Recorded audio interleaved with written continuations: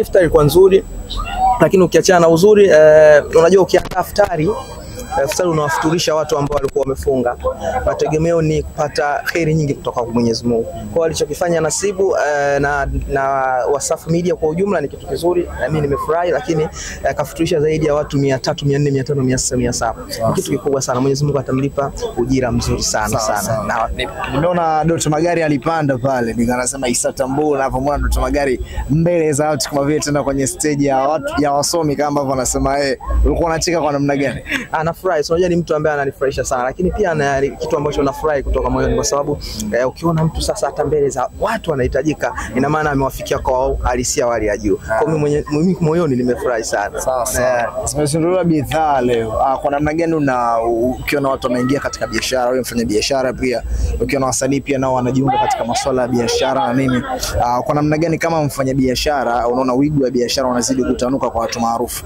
Ni kitu kizuri, kwa sababu ukiona mtu anatanuka kibiashara ni kitu kizuri. Na siku zote tunasema fedha haitoshi. Kwa lazima mtu kae uumize kichwa namna gani utahitaji na kufungua kitu fulani ili kiendelee kuongezea kipato cha fedha. Umenielewa? Kwa hiyo hicho ni kitu kizuri sana. Ukiona kijana anafanya tanua biashara yake ni kitu kizuri sana.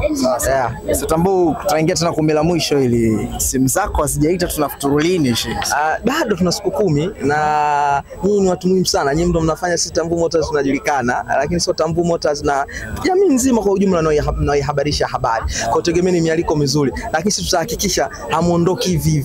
Mnapata habari, lakini pia mnapata nini na vibasha.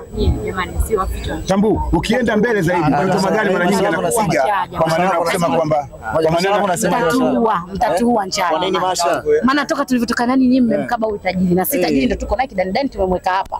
Maana yake tumeifanya hivi. Shindi tunatembea naye. Hebu twende kwanza.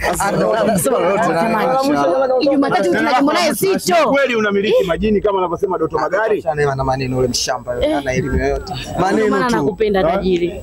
Maneno yake. Achana naye Doto Magari anasema majini. Achana naye. Doto waongopi Doto. Majini ya maneno ya Doto waongopi jamani, Doto waongopi. Doto kasema unatembea na paka. Hivi kweli? Mzalamu hauwezi kumzuia. Mzalamu kaumbwa na maneno. Kwa hiyo hauwezi kumzuia mzalamu. Wewe acha kutukana kabila letu, acha kutukana kabila letu. Hawezi kumzuia. Sina natana dada yake. Lakini ukweli paka umemweka seti za nyuma, Doto ameshaikuniambia. Amna paka yuko pale nje tunasalimia gari.